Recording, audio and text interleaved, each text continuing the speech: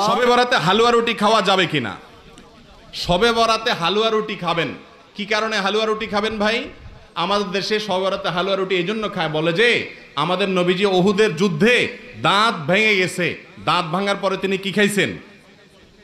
হালুয়া রুটি খাইছে। এই জন্য শবে বরাতে নাকি এই ঘটনা ঘটছে, এই জন্য আমরাও কি খাই? হালুয়া রুটি খাই। এখন আমার প্রশ্ন হলো, নবীজির দাঁত ভাঙছে ওহুদের ময়দানে, যদিও সেটা শাবান মাসে ভাঙে না, এটা ভুয়া কথা, তারপরও ধরলাম এই মাসে ভাঙছে, তো ওনার দাঁত ভাঙার পর উনি হালুয়া রুটি খাইছে। আপনি আস্তে আস্তে এরকম তাগড়া তাগড়া ভালো দাঁতে আপনি হালুয়া রুটি চাবাইতেছেন, এটা তো নবীজির সাথে তামাশা হলো। কি বলেন? একজন বাপ পা ভেঙে গেছে, বেচারা একটা লাঠিতে ভর করে খোলায় খোলায় হাঁটে, আপনার দুইটা একেবারে তাগড়া পাও, সুঠাম পাও, সুস্থ, আপনি একটা লাঠি নিয়ে কি করতেছেন? খোলায় খোলায় হাঁটতেছেন, ভালো পাও। আপনার বাপে দেখে খুশি হয়ে যাবে না যে আমার ছেলে কত ভালোবাসে আমাকে, যে আমি খোঁড়াই দিয়েছি এই জন্য ভালো পাও নিয়ে খোঁড়াই দিয়েছে লাঠি নিয়ে? খুশি হবে না? দৌড়া জুতা দিয়ে পিটা দিবে, বেয়াদব তুই আমার সাথে ইয়ার কি করতে আইছস? নবীজির দাঁত ভাঙে হালুয়া রুটি খাইছে বুঝলাম, তো আপনি তাগড়া দাঁতে হালুয়া রুটি খাইতেছেন কোন চোখে? তো তামাশা করা নবীজির সাথে, ঠিক না ভাই? ঠিক। এগুলা ভুয়া কাজ, এগুলা করবেন না।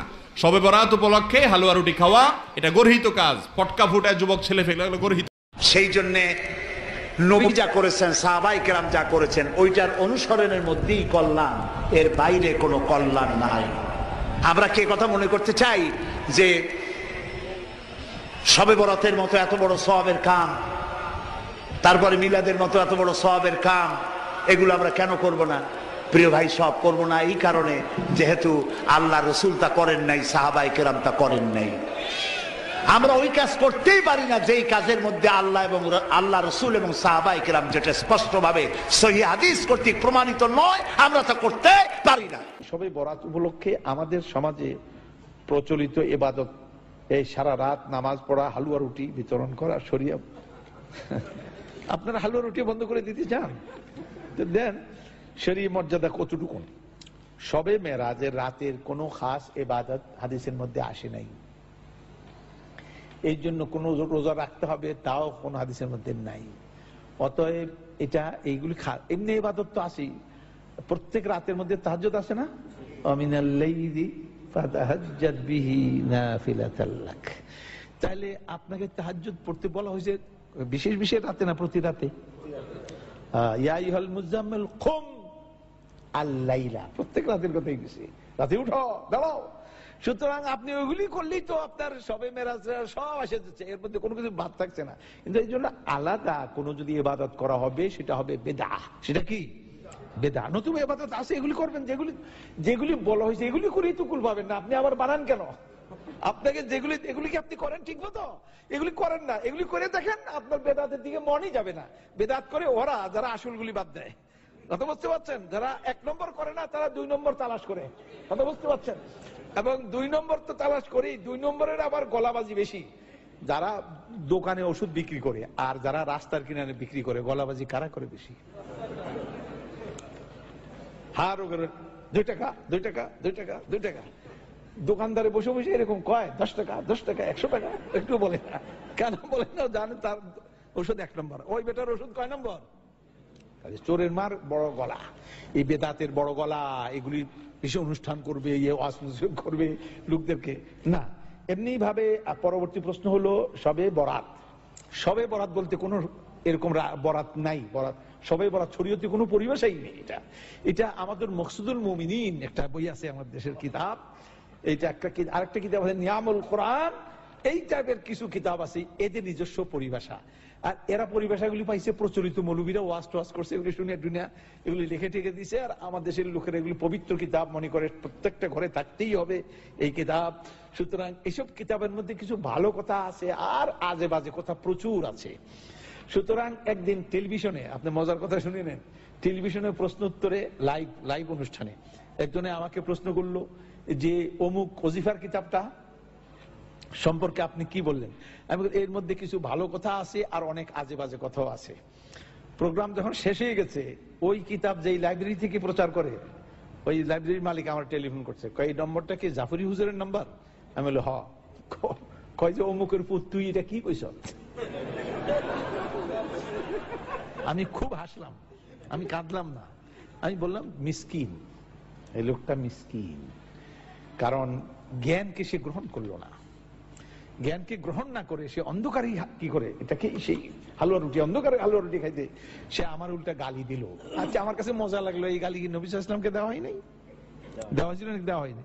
সুতরাং আমার গালি দেওয়াতে ভালোই লাগলো আমার কাছে। এরপর আবার একদিন করছে, কয় বেটা তুই মরবি না, মরিয়া দেখ, তুই ওজিফার বিরুদ্ধে কথা কইছস, তুইও কবরে যাবি, তার দেখবি।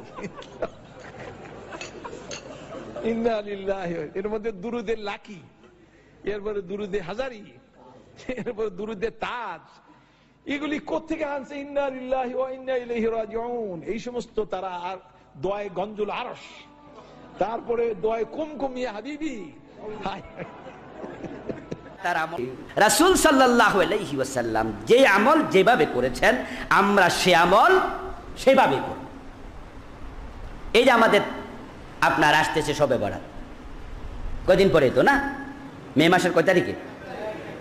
এখানে দেখবেন আমাদের দেশে দল বেঁধে আমরা সবে মসজিদে যাচ্ছি। যারা গত 6 মাসে আসে নাই তারাও আসবে, অথবা গত শবে বরাত আইছিল তারা আবার এই শবে বরাত আসবে। মসজিদে লোকারণ্য হয়ে যাবে, লোকজনের জায়গা দেওয়া যাবে। এবং মানুষ মনে করছে এইটা যে কি বিশাল ফজিলত, অনেক বড় সওয়াবের কাজ, আল্লাহ সব গুনাহ ক্ষমা করে দেবে। অথচ আমরা সুন্নাত দিকে যদি তাকাই, রাসূল সাল্লাল্লাহু আলাইহি সাল্লামের জীবনে 23 বছর নবুয়তি জীবন গেছে। 23 বছরের ভিতরে একটা শবে বরাতেও তিনি সাহাবীদেরকে নিয়ে এরকম মসজিদে ইজতেমাই ইবাদত করেন। আমাদের দেশে এটা চালু হয়েছে, আমরা করছি। এখন যদি আমরা বন্ধ করে দেই, বলি দরকার নাই, তাহলে হাজারো প্রশ্ন উঠবে। তার মাঝে একটা প্রশ্ন খুব মজা লাগে শুনা, সেই প্রশ্নটা হবে, হুজুর এমনি মানুষ নামাজ পড়ে না, তাও এক রাত তো পড়তো, সেটাও মানা করে দিলেন? যে হুজুর যে গত বছর পড়ছে হে এবার আসছে, তো এবার তো আসছে কমপক্ষে, যদি আপনি এটাও মানা করে দেন তাহলে তো হে এবারও আইলো না।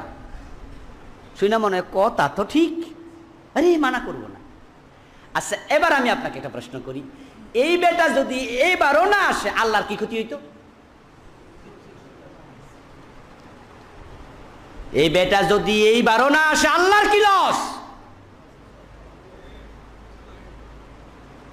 তাহলে আল্লাহর দ্বীনকে আপনি কি মনে করছেন যে আল্লাহকে আপনি হেল্প করছেন, সহযোগিতা করতেছেন?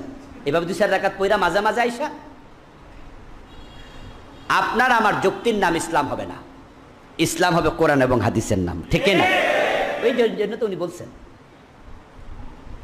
উনি বলছেন যে আপনার আমলটা সুন্নাহ মোতাবেক হওয়া লাগবে।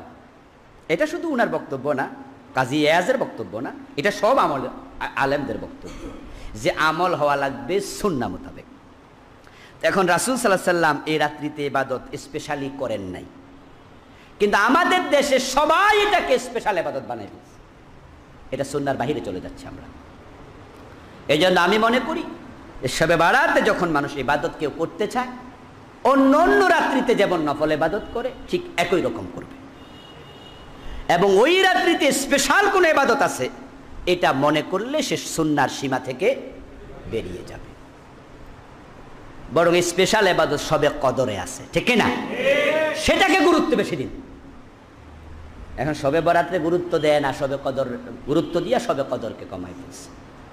আল্লাহর হাবিব যেখানে শবে কদর বলছে, রমজানের শেষ দশকের বেজর রাত্রিগুলাতে তাকাও, 21 তারিখ, 27 তারিখ, 25 তারিখ, 23 তারিখ, 29 তারিখ, সেখানে বাংলাদেশে শবে কদর কয়দিন হয় এবং সেটা কয় তারিখ? আমরা খুঁটা মেরে নিচ্ছি। হাদিসে যেখানে আছে বেজর সব রাত্রিতে তালাশ কর, আর আমরা সেখানে ফাঁকি দিলাম। এজন্য যদি আপনার আমল আমার আমল কবুল হোক আপনি চান, তাহলে আপনাকে ইখলাসও আনতে হবে, রাসূলের সুন্নাহর আলোক আমল। ইরাকের কিছু অংশ, মিশর, টার্কি, ইন্ডিয়া, বাংলাদেশ, এখানে শবে বরাত নামে একটি রাতকে উদযাপন করা হয়, যেটা বিশ্বনবী সাল্লাল্লাহু আলাইহি ওয়াসাল্লামের পক্ষ থেকে কোনো দলিল পাওয়া যায় না। মা আয়েশা সিদ্দিকা রাদিয়াল্লাহু আনহা বর্ণনায় বিশ্বনবী সাল্লাল্লাহু আলাইহি ওয়াসাল্লাম কবর জিয়ারত করেছিলেন বাকিতে। এখানে রাসূল সাল্লাল্লাহু আলাইহি ওয়াসাল্লাম একবারই জিয়ারত করেছেন, জীবনের কোন সময় তিনি বলেননি সাহাবায়ে কেরামকে অথবা মা আয়েশা সিদ্দিকা রাদিয়াল্লাহু আনহাকে যে এই রাতটি খুব মোবারক, তোমাদেরকেও যাওয়ার জন্য আমি প্রেসক্রাইব করছি। রাসূল সাল্লাল্লাহু আলাইহি ওয়াসাল্লাম যেটা বলেছেন এই রাতের ব্যাপারে, জাদুকর ছাড়া, মুশরিক ছাড়া, তারপরে যারা বিভিন্ন তাবিজ কবজ করে, বিভিন্ন গণকের কাছে যায়, কবিরা গুনায় লিপ্ত নয়, এরকম লোকদেরকে আল্লাহ এমনি মাফ করে দিবেন এই রাতে। সেটা নেসফে শাবানের রাতটি। এই হাদিসটি অথেন্টিসিটির সাথে সমস্ত ইমামরা উল্লেখ করেছেন। বাকি যে হাদিসগুলো আমরা বর্ণনা করি তিরমিজি শরীফ, আল্লামা তিরমিজি রাহিমাহুল্লাহ সুমু নাহারাহা কুমু লাইলাহা এটার ব্যাপারে বলেছেন হাদিসটি মুরসাল। মুরসাল হাদিসের উপর কোনো আমল ওয়াজিব হয় না। বিশ্বনবী সাল্লাল্লাহু আলাইহি ওয়াসাল্লাম শাবান মাসে সবচেয়ে বেশি ইবাদত করতেন, রমজানের পরে সবচেয়ে বেশি রোজা রাখতেন, রজব থেকে প্রস্তুতি শুরু করতেন। অতএব শাবানের বরকত যারা আমরা পেতে চাই, আমাদের উচিত বিশ্বনবী সাল্লাল্লাহু আলাইহি ওয়াসাল্লাম এবং সাহাবায়ে কেরাম রিদওয়ানুল্লাহি আলাইহিম আজমাইন যা করেছেন আমাদের সেটাই করা উচিত। যেটা তিনারা করেননি, এক রাত সারা রাত জেগে থাকলো, সেই দিনের ফজর, যোহর, আসর, মাগরিবে পড়েনি, এসব সময় এসে বসে আছে শবে বরাতের জন্য। বোঝানো হয়েছে গোসল করলে প্রতি ফোঁটায় ফোঁটায় গুনাহগুলো ঝরে যাচ্ছে, এবং এই রাতে সব কিছু বরাদ্দ করে দেওয়া হচ্ছে, আগামী বছরে মৃত্যু হবে, কোন সময় কি হবে। এগুলো তো 50,000 বছর আগে রব্বুল আলামিন বরাদ্দ করে রেখেছেন তাকদীরের মাধ্যমে। কোথায় গিয়ে কোন সময় কোন খাওয়াটা গ্রহণ করবে সেটাও আল্লাহ বরাদ্দ করে দিয়েছেন। না মিন দাব্বাতিন ফিল আরদি ইল্লা আলাল্লাহি রিজকুহা ইয়ালামু মুস্তাকাররাহা ওয়া মুস্তাওদাআহা।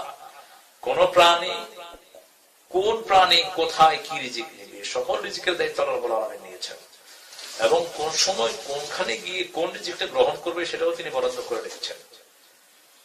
রাতে এসে প্রথম আকাশে আল্লাহ রাব্বুল আলামিন ডাকতে থাকেন, যে সহিহ হাদিসটি বর্ণনা দেওয়া হয় এটা প্রত্যেক রাতের ব্যাপারে, এটা কোন একটা রাতের ব্যাপারে নয়।